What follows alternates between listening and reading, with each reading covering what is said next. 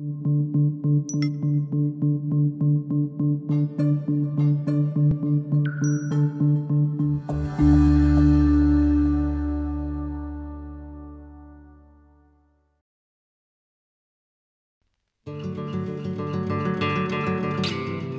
by day, little by little, we write the story of our lives. Join author Joe Alch on a walk down memory lane with tenacious humans who didn't let their circumstances dictate their life and what they could become.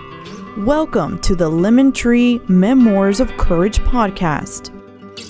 Hi, I'm Joe. I'm here. We're doing part 2 of the Lemon Tree, my memoir. But today we are, Chris Ashaki, my dear friend, is interviewing me on my book. So we're doing part 2, and we're just glad you're here. And I hope that you can hear the message in my story. And just, Chrissa, take it away. And it's a great story. So Thank I was you. up until 10 o'clock last night, 10:30, continuing reading the book, and I am finishing this weekend. But where I want to start is where we left off last time. So your mother left when you were 13. Mm-hmm. How did this affect you? Can you kind of walk through what that looked like when she officially left? Our family was so good at pretending that when she left, looking back as an adult, she was gone. She was already gone. The only difference was we had to continue to pretend. So this was more real in the pretending, if that makes sense. The day after my mother left, she left on a Saturday. On Sunday, we were getting ready for church, and my dad said, now, mum's the word, don't say anything about your mother. And for the last 6-8 months, she hadn't been going to church with us. So it was always the 4 of us, my brother, sister, my dad, and I anyway. So we had to continue to protect her. So instead of looking at our own needs, we had to look at the appearance that we were making at church. So So even though she left, it was still protecting her. We were protecting her. We were always protecting her. And your dad, how did it affect... Well, first of all, let me back up. How, in your heart of hearts, how did it really, truly affect you as the 13-year-old who needed your mom, who you've always been reaching out, trying to gain her attention, affection, love, no matter what she did or, didn't do all of those years during your childhood? What did that look like for you? I mean, where were you when she, in your heart and with the Lord too, is a question I have. How did you feel during that whole time? Well, I remember when my mother left, when she told me 2 days before she left, she told me that she couldn't live with our father anymore, that he didn't want to move, and so she had no choice, and she was going to be moving. It was very scripted when she told me. She told me first, and then she told my brother and sister after they got home from school. But she told me, and I remember feeling numb. My brother and sister came in from school. They were in the living room. She asked them to sit down. She called me from my bedroom. I went out to the living room, and it was as if it was a one-act monologue. Her words were to the T exactly what she said to me. It was rehearsed. There were no tears. I think she had been working up this script. She was already gone, like I said, but she had cut her feelings off. And I think the hardest thing for me, she was very close to my brother, my younger brother. She loved having a son. She did not like having daughters. But the fact that she was so black and white with my brother too, I thought surely she will take him with her. And I knew their marriage wasn't a good one. They were complete opposites. There was no love between the two of them. But I thought if she had to leave, and my dad was prideful and stubborn, and I'm sure he did say, if you're leaving me and you're not taking the kids, I'm not losing everything, because I've tried to give to this marriage. But I think when she told us and we were sitting there, I just thought, surely she's not going to do this to Gilly. She's not going to do this to my brother. And I immediately went into protection mode for my brother. It wasn't about me. I had to protect my brother, you know. Well, and that's kind of how it was when from the time he was born until, I mean, that's how it was, because you still, there was a time when she coddled him, and I mean, he was her everything. But then the older he got, it was still not the same treatment as she treated you and Hope, but it was very...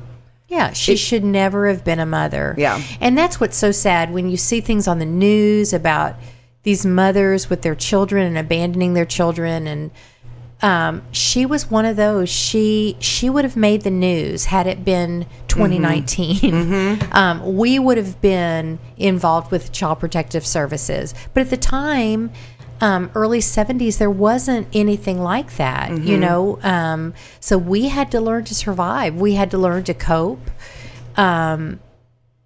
We just did the best we could. We were in survival mode. So how did it affect your dad? I know he was very prideful, and he also wanted to protect the image of the family and not let people know that she had left officially, and you still went to church the next day and sat on the pew, and mum's the word, which I think was a popular phrase that he said kind of often. But how did it affect your dad? Well, I think in my dad's eyes, he never felt he measured up to his parents. And my grandmother, my cruel grandmother, she felt criticism was the best form of praise for a child and teenager, that criticism would get the job done. That was her way. She never gave any accolades for anything. My dad never felt good enough. Everybody in my grandmother was a nurse. My grandfather was in medicine. My uncle, his older brother, became a pediatrician. My dad had no interest in medicine. He was more of an artist. He could write. He wasn't a good singer, but he loved music. He loved designing. He wanted to be an architect. That totally threw off my grandmother. My grandfather thought that was a waste of time. So in their eyes, he never measured up. When he married this beautiful, talented Baptist, Charlotte Church at the time, Judy Garland type voice, he finally had redeemed himself. So without her, his image was shattered once again. And there he was again, that crippled little boy that couldn't do anything right. So it basically took him back to being the failure in his parents' eyes that he always felt. And as a daughter, I was a little more outspoken. And I had a servant's heart back then anyway. And so immediately I feel sorry for my dad. I feel sorry for my brother. And I'm trying to think, okay, how can we still be a family? What can we do to just still be a family, still serve the Lord, not have everybody stare at me? Or I really felt that I wore this scarlet A. I felt like I wore a label. Her mother walked out. We lived in predominantly Catholic. Divorce was not allowed in the Catholic Church. And if you did separate or divorce, the option was an annulment. And those were very hard to get. So divorce did not happen. And my parents' separation was the very first separation in our church in Slidell. And the pastors, the youth ministers, nobody knew how to handle it. And so instead of holding my hand, Joe, what can we do? How can I help you? Can I pray for you? What do you need? They just stayed silent. Swept it under the rug like it didn't happen. Wow. Yeah, and it was devastating. Well, and I know that there's a line that, it really got me. So you would stand by the phone and just and be around, y'all would be cooking, or, you know, your dad's making dinner or whatever, and you're just waiting for the phone to ring. You're waiting for your mom to call you. The day after she left, you're waiting for the phone to ring because you just knew she was going to care enough to call you. And it said, its silence seemed to scream out our insignificance. And that was like a knife in my heart, because just knowing it was all, you always kind of felt insignificant, but to really own that in that moment, that she has a different life now. She left and we're on our own. It reminds me of a part in a previous chapter in 18 during your baptism, where your sister had a big baptism party and it was this big thing. And then when you knew that the Lord was calling you to him and it was your time, again, your baptism date was always pushed to the side, and it was always, you know, it wasn't priority to make sure that you were treated the same and that you had the same experiences or similar experiences that your sister did, who's the oldest. And it was almost like you were doing it because she did it, instead of encouraging your decision with the Lord that you and only you made. And so that it brought me to those 2 points when I read that line, that just showed that was kind of rock bottom when she left, but never, she was always gone, like you said. But it was different. It was final. It was final. And as far as my baptism, in the Baptist faith, we make what's called a public profession of faith. And my sister had decided she wanted to be baptized and became a Christian. And we were taught we be the humble, subservient female daughters, granddaughters. So anything we did, we needed my grandmother's approval. She was so controlling. And what Hope did, she did like a good little girl, went to my grandmother and said, I'm ready to be baptized. So grandmother got to be in the spotlight with my sister and loved every minute of it. When I decided I was just different, a different personality. So I didn't feel I needed to tell anybody. I talked to my Sunday school teacher. And so I just decided, it's time. I'm ready to accept Jesus Christ as my Savior. But I totally threw my grandmother's plan off. She felt like I did that for attention, and I didn't. It threw off her plans. She wanted to be in the spotlight. She needed to be the one that held my hand and had led me to the Lord. And so it did throw her off. So as a punishment, they did baptisms on Sunday night. So as a punishment, the next 3 or 4 Sunday nights, I got ready for my baptism. You had to carry, they put you in a gown, and you took your clothes off. You'd wear your underwear. So I brought a little clean pair of underwear 3 Sunday nights in a row. Never had my baptism. And I really do think that my grandmother called the church office and said she needs to really understand what she did. I think she did that for her sister's benefit, or to be like her sister. And the church went along with it. My grandmother was so respected in the church, and she was such a pillar as a female, submissive woman in the Baptist church. My grandmother had a lot of pull. And so I think she did that as a punishment. Like, we're going to show her who makes the decisions here. And I still, to this day, the day I was baptized, I didn't cry. It was a happy moment. But it wasn't. She ruined it. She ruined anything monumental. If she wasn't in control, she ruined it. So I hope one day I can get baptized, maybe in the Jordan River.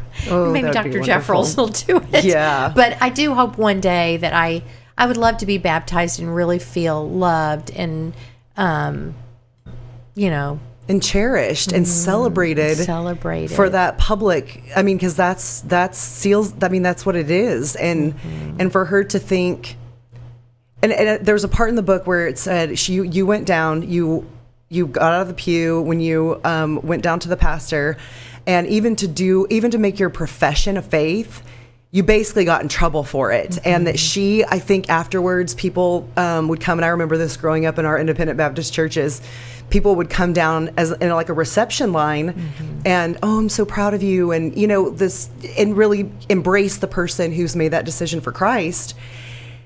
And she basically grabbed your elbow or your arm and was like, scolded me. Why did, yes. And and to me, from a reader, also from growing up in the church and understanding to an extent, you know, kind of understanding a little bit of how we grew up in the church. But just to see that it was still all about her and all about, yes, she's this upstanding pillar in the church and this submissive wife that has this horrible home, you know, secret that can't get out, which is why I think also too, why she maybe couldn't scold you as much and get you in trouble as she wanted to, because she knew you still had something on her. Right. And she knew that I would speak up. Which is... And she was terrified of that. Well, and to go along with that, Joe, how did all of this from... And I know we kind of touched on it last time in part 1, but how did childhood to when you're growing up and you accepted the Lord, you accepted Christ, your baptism, your mom leaves, you still have to go to choir practice, and, you know, you have to go to church and do all of the Christian functions that you have to do to, you know, make sure everybody knows we're fine and nobody talks about it. In your heart, do you remember what was your stance with the Lord at that time? Like, where were you at emotionally and spiritually with the Lord, knowing that you were saved, that you had Jesus, you know, in your heart, but in reality, stuff was tough. And where were you? I was angry, and I was like, I felt like I had won the lottery, but with the worst family situation. It was like I won the booby prize. I don't know what happened, but I remember my grandmother was from a family of 9 or 10 children, and we met all the uncles and aunts, and they were so fun. We just loved her brothers and sisters and their families. And I remember thinking, God, why did I have to have her as a grandmother? Why couldn't I have had any of her sisters? I remember questioning, like, why did we get stuck with her? I would ask questions, and I know when my mother left, you know, I would cry every night. I'd cry myself to sleep, like, Lord, please let this just be a bad dream, and when I wake up tomorrow, it's going to all be over. But I think God was preparing me for bigger things, and there is strength in the struggle. And it was things like the lemon tree, or a neighbor that was so kind, or a teacher that he was saying to me, Joe, I'm here, just trust me, hang on in there, I will redeem the day, just hang in there. And I had these little glimpses of hope, but I was angry. It wasn't fair. You know, I was angry at God, you know, but I knew he loved me too. So it was conflicting. I you know, I just had to keep believing, trusting. And when I would go to church and get involved, and we'd sing or have an activity that was so much fun, like we did some of the funnest things in high school with our church, I knew that he was there. You know, I never felt like, Jesus, hold my hand here. It was kind of an all or nothing. I was like, okay, whatever I'm supposed to be going through, then I guess this is what you're dealing me. And once I get out of high school, I'm out of here. You know, I was counting the days to be out of that town, out of high school, and just to being able to start a new life. Well, and you did, which was really awesome. And I'm going along in that part of the book, which is wonderful.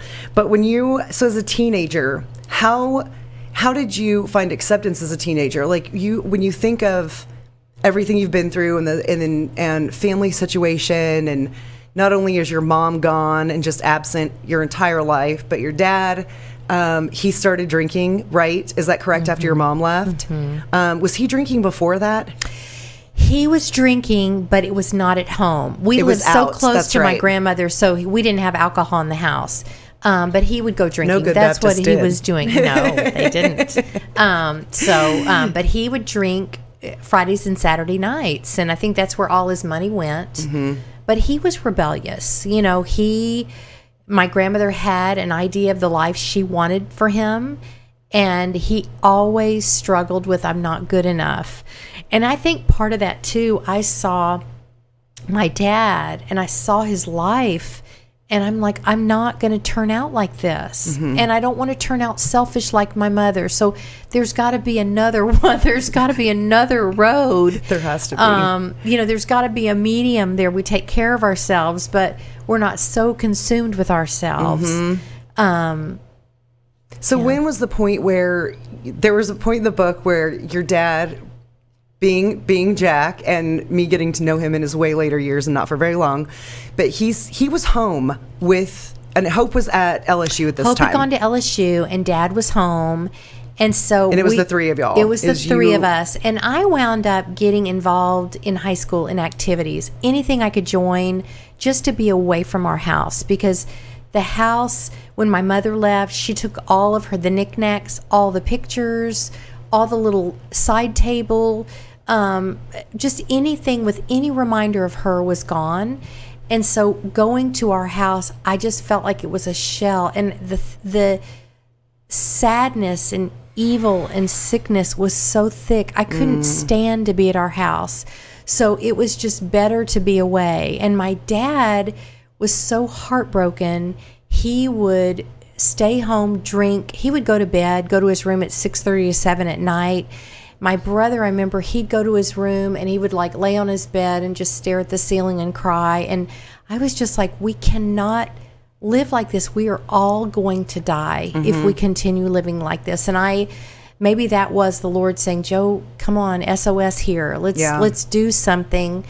So one night, Dad and Gilly and I had dinner, and Dad was going to his room. It was like 6:30, 6:45, and I stopped in the hall on the way to his room, and I said, Dad, you've got to date, or you've got to do something. We're all drowning here. You've got to get a life, and there are other people out there. And my dad said, honey, I don't feel right. Your mother's left, and I don't feel right about leaving you and Gilly. You're by yourselves. And I said, Dad, it's okay for you to date. You can have a date and have fun. You need to have a life too. So that very next day, I got home from school. The phone was ringing. It was Dad. He had a date. Don't wait up for it for me. He didn't waste any time. He wasted no time. And that night, we rarely saw our dad, with the exception of church service. Dad was never home. He left my brother and I a blank check that he'd signed to go to the grocery, and we'd get our groceries for the week. And my brother and I, 15 and 13, were completely on our own. And you basically figured out your meals. We figured out meals, everything. lunches. We signed excuses if we were sick. We would go and buy poster board if we needed poster board. And mind you, my mother never checked in. What do you need? Can I take you to dinner? She was off in La La Land in a relationship, and it was almost like she had forgotten she had another family. And I remember there's times in the book, a couple times where you would go because the apartment that she had was right by your school. And almost like, you know, that she was saying, here's my life. It's not with their parent, you know, it's not there anymore with the family. I'm independent. This is my thing. Her rebellion, and openly showing even to your friends at school, and which put that scarlet letter on you even more, that she had no regard about, because it wasn't about the children ever. It was always about her. And you tried to go and reach out to her. You would call to see if you can come over. You were the one always having to make that effort, and you had to initiate all contact with her, even if you stood at the door and she, you know, oh, how was your day, whatever, and then you left. It was never an inviting motherly type of relationship, even after she left. Well, and the weekend she left, we went to New Orleans. It was a Saturday, and I remember it so vividly.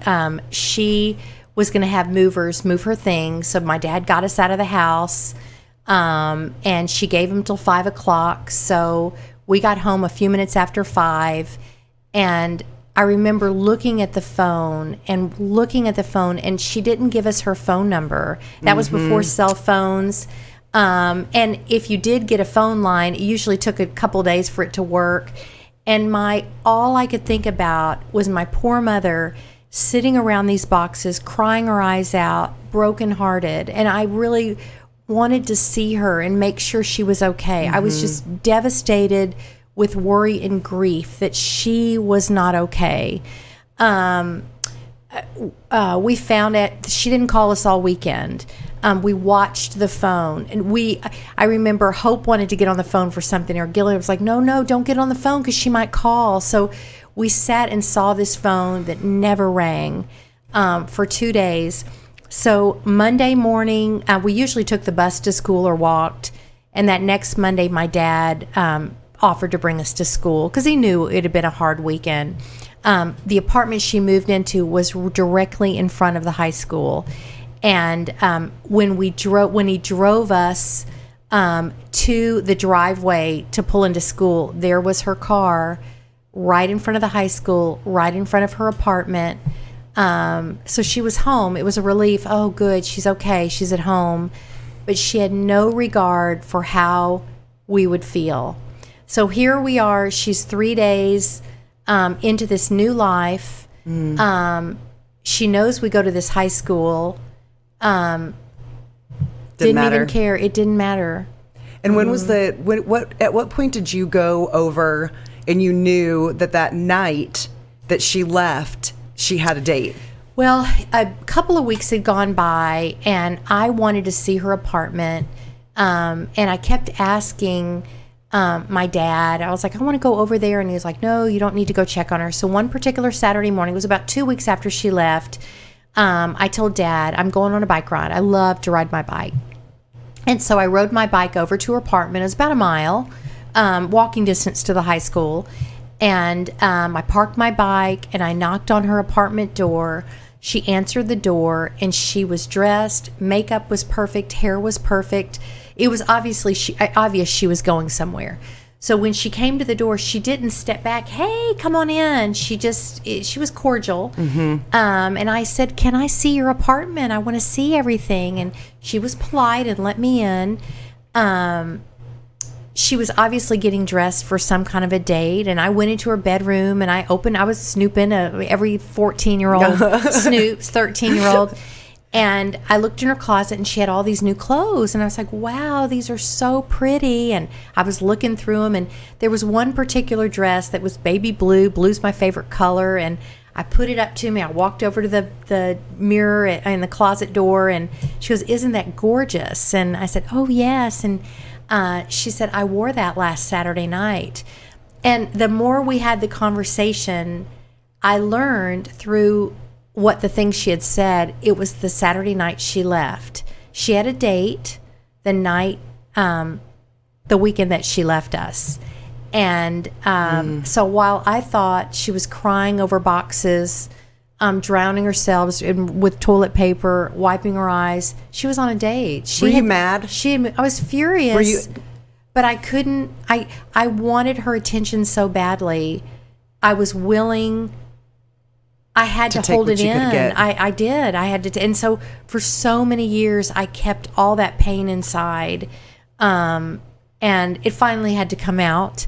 But for many, many years, I had to learn to forgive her. And for so long, I didn't forgive her. And I was more angry with her than I was at God, to be honest. I was angry at her. Like, how could a mother do that? And when we found out we were pregnant for the first time, my husband and I, she called me. She goes, oh, I cannot believe it. I'm so excited for you. I said, yeah. She goes, you know what? I've been thinking about something. And I said, what is that? She goes, you know what? I want a bigger place.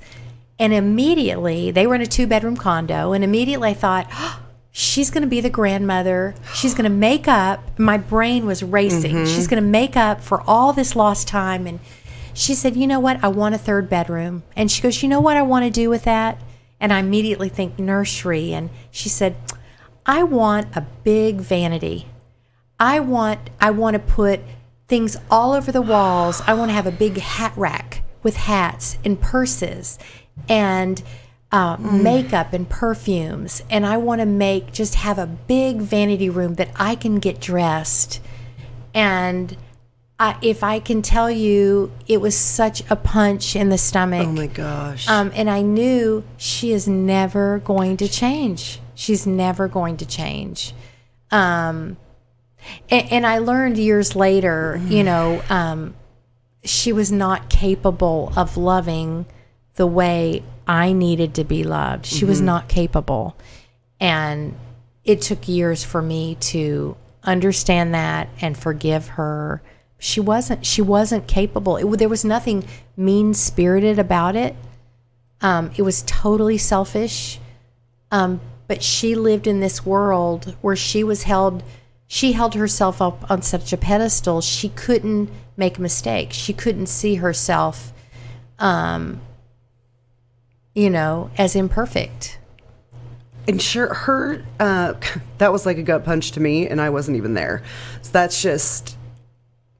So with your mother's suicide attempt, so just, and I know this is a lot, this part, you know, part 2 is kind of heavy with your mom and believing in the suicide attempt and stuff. So when she did that, where were you there? I mean, kind of walk through that. Okay, well, she and Henry, we call him Henry in the book, Henry made it very clear on their very first date that she was to be available at his beck and call. This is why she parked where she did. This is why she didn't give out her phone number, because I'm sure he was with her all weekend and she couldn't be talking to her children and consoling her children, as to why she didn't give the phone number out. But he had rules and she had to follow those rules. So she would be available whenever he wanted. Well, she moved out, left her family. He left his family. But you know what? He kind of liked the dating life. He liked going out. He was a good-looking guy, blonde hair, blue-eyed, bass guitar player. He was a dentist, prominent, and had the gift of gab. And women fell at his feet once they found out he was single. And so he decided he wanted my mother, but he wanted these other women too. So things went back and forth. My mother loved him so much she could not handle that he wanted to be with other women too. And eventually they were dating. Eventually, after about a year, she told him, if you're not going to give me, if I can't have you, then I might as well not live. She called him at his office and she basically told him, I'm going to take some pills. If you can't love me, then I would rather not live. So she took a bottle of Valium. And what she did was, though, she told him what she was doing. She then called her sister to tell her she had taken some pills. And so her sister called my school. My aunt called my school. They called me to the office. And within 30 minutes, the entire school knew that my mother had overdosed or taken an overdose. So yeah. You were the first. You went to the hospital. So it's really hard to talk about. A teacher. I'm sorry. So I was called to the office. They'd called an ambulance. I went back to my classroom. In my classroom, I was in the drama class. All the popular kids were in that class. Well, I walked back in to get my things because I needed to get to her apartment, which was right in front of the high school. And my teacher said, "Joe, is everything okay?" And I said, "My mother has taken an overdose." Well, everybody in the class saw. And she ran with me. She goes, "Oh my gosh." So she and I ran out of the school over to the ambulance to answer questions to the fire department. So all of the classrooms were in front, on the circular drive right in front of my mother's apartment. So the whole school found out. So I went with the fire department and went to the hospital. And my brother was called and he went over to the hospital too. It was also walking distance. It was a small town. So everything was, we were kind of at this square. And so for several hours, we were in the waiting room. We didn't know if my mother was going to live or she was going to die. I called my dad, and I just said, Dad, mother's taken some pills. She's taken an overdose. She's had an overdose. And he's like, well, there's nothing I can do about it. I've got a date tonight. Then I called my sister at LSU. Well, she didn't have a car. And she's like, Joe, there's no way I can get there. Just keep me posted on what's going on. And she had been tired of my mother's dramatics over the years. So it was just one more thing. We called my aunt to let her know that she was at the hospital and they were pumping her stomach. And my aunt said, Joe, Honey and Bear cannot know about this. It would just be too much on their hearts. We cannot tell them. So basically, my brother and I were by ourselves at the hospital while my mother, we don't know if she's going to live or die. And there's a nurse, a charge nurse, I think, that it was getting kind of, dinner time and you all had no money with you and you were starving. And I remember specifically she brought you graham crackers and a Coke, I think, and kind of saw the pitifulness of the whole thing, that like how that touched me too, that y'all were sitting there and again, it has to be swept under the rug. We can't tell. We have to protect her, even though she's the one that did it. So after that happened, did Honey and Bear ever find out about it? They did, but it was just never talked about. It was just... you didn't discuss it. And Honey and I talked about it a couple of weeks before she died, but we couldn't talk about it. And she felt my mother was perfect, too. She couldn't... but one thing I want to say, just with the title of my book, The Lemon Tree, even that charge nurse that brought over the crackers... I learned over the years to have a good sense of discernment. I can read people's faces, and I can see hurt in people's eyes, sometimes to a fault, like I want to help everybody. But when you see, just as you see somebody that looks sad, or just look on their face, they have a furrowed brow, or they've got their arms crossed, or you see somebody sitting by themselves, just wonder, what can I do? Ask the Lord, what can I do? Is that person is on my mind? Just going and saying, hey, you look pretty today. I'm glad you're here today. Or, I like that top. But you never know what one little kind comment can do for someone. And such a tragic day. I could have lost my mother. The shame and embarrassment that the whole school knew. I was a teenager.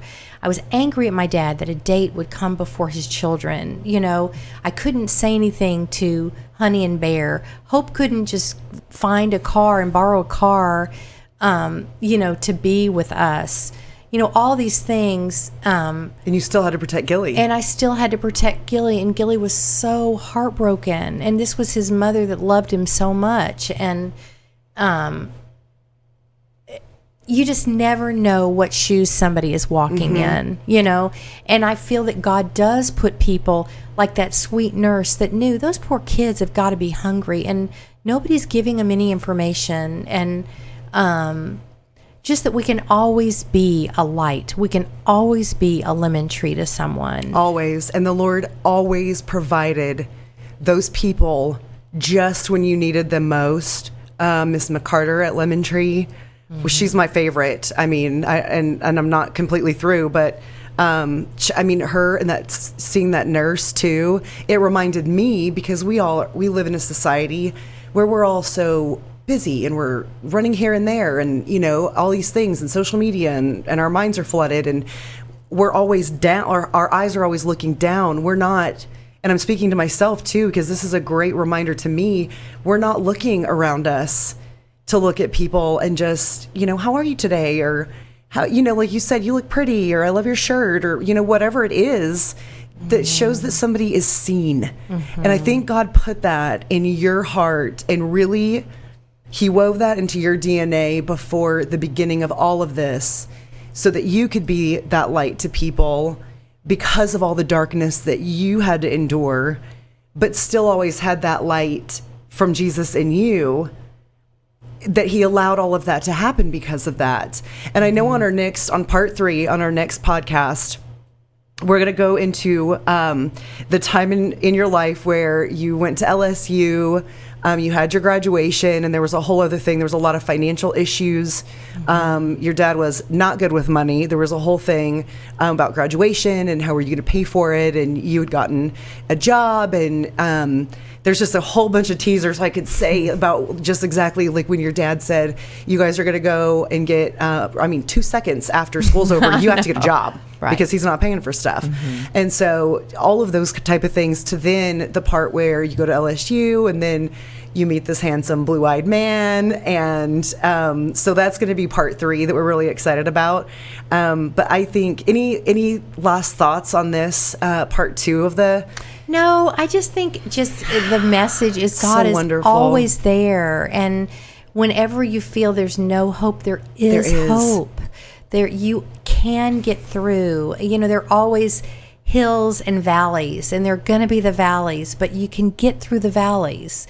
It just, you know, you're going to get there. So it's so encouraging, and I'm so thankful to be a part of this. And every time that I keep continuing in the book, and I'm on my balcony last night reading, and I'm like, I don't want to go to bed because it's so engaging and you're so real about everything, and it's not heavy, it's not dark, it's not it's so relatable, and it really shows the vulnerability of what you've went through, but how God had you and still has you the entire time. I mean, and what he set up for your life from the beginning, and the people that you're going to be able to touch, you know, through this memoir, which was very hard to write and very hard to get through. But it has helped me tremendously. So I just thank you for being able to listen, for listening and obeying the Lord when he put that on your heart to write this. But part 3 is coming, and it's going to be even more wonderful information, and it's so good. So thank you for letting me be part of it. And thank you. And I couldn't have a better person as interviewing me. So thank you so much. And you guys have a great day. Bye. Thank you. Thank you for joining us on the Lemon Tree Memoirs of Courage podcast, hosted by author Joe Alch. You can find more information on Joe's beginnings and the Lemon Tree at thelemontreebook.com.